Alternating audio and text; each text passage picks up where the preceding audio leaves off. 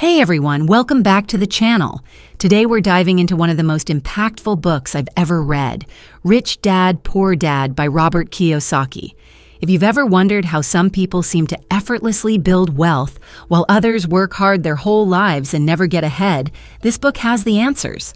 Kiyosaki shares the contrasting philosophies of his two dads. His biological father, who struggled financially, and his best friend's father, who built an empire. In this video, I'll break down the key lessons from each chapter so you can start thinking like the rich and take control of your financial future. Let's get into it. Chapter 1. The rich don't work for money.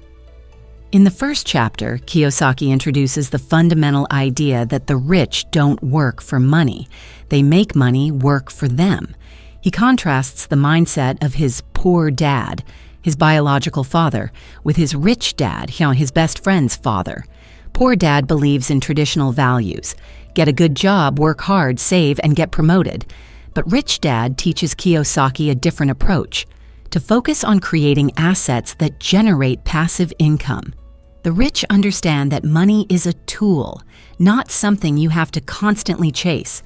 Kiyosaki emphasizes that working for money limits your potential, but when you focus on building wealth through assets, you can create a stream of income that works for you, even while you sleep. This is the first step in breaking free from the traditional rat race and learning how to think like the rich. Chapter 2. Why teach financial literacy? In this chapter, Kiyosaki discusses the importance of financial literacy and why traditional schools fail to teach it. He argues that most people are taught how to work hard, but not how to manage or grow their money. Rich Dad teaches him the value of understanding assets and liabilities. Kiyosaki makes a powerful distinction. Assets are things that put money in your pocket, while liabilities take money out. Most people, he points out, mistakenly believe their home is an asset when, in reality, it can be a liability due to mortgages, property taxes, and maintenance costs. The key takeaway is that financial education is essential, not just for the wealthy, but for everyone. By becoming financially literate, you can build a strong foundation for wealth creation. The more you understand money, the better you'll be at making it work for you. Chapter 3. Mind your own business. This chapter shifts focus to the concept of entrepreneurship. Kiyosaki explains that while many people work for a salary, the rich create businesses that generate money. He urges readers to mind their own business, meaning that rather than focusing solely on their day jobs, they should work on building their own income-generating assets. This could be anything from starting a side business to investing in real estate or stocks.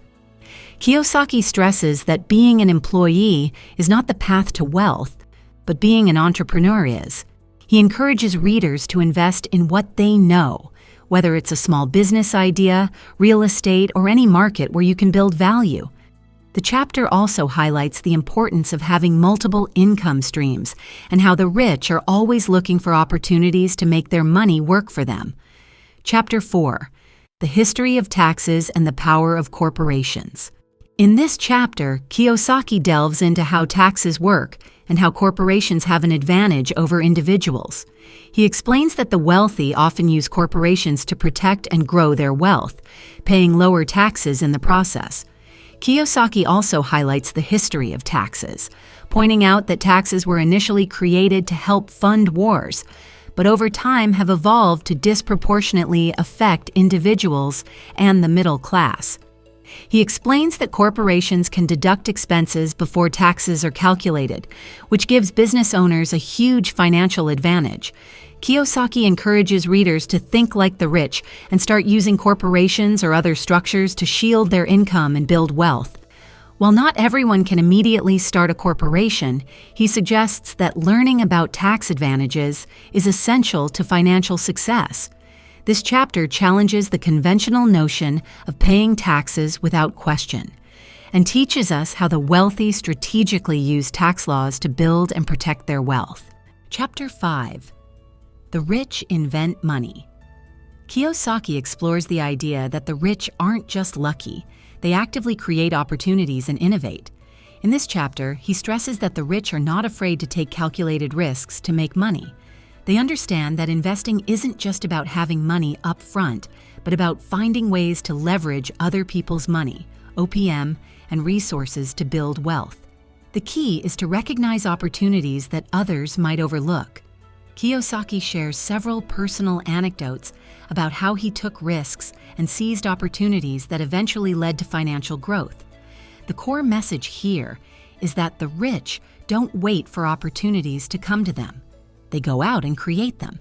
By being creative, learning from mistakes, and using your knowledge to solve problems, you can create your own wealth. This chapter encourages readers to think outside the box and see opportunities in everyday situations.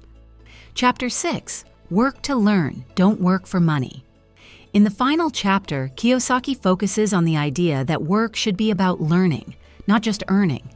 While many people work for a paycheck, the rich use their jobs as opportunities to develop skills that will help them in their own ventures.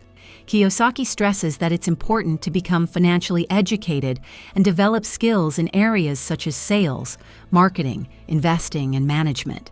Skills that will be invaluable in building your own business or managing your wealth. He advises readers to seek jobs or opportunities that provide valuable learning experiences, rather than just focusing on salary. The more skills you acquire, the more valuable you become in the marketplace. Kiyosaki shares how he learned from both his rich dad and poor dad, using both experiences to improve his financial understanding and mindset. This chapter underscores the importance of continuous learning in the pursuit of financial freedom. What do you think about the idea of working to learn, not just to earn? Let's discuss. Thanks for watching, and I'll see you in the next video.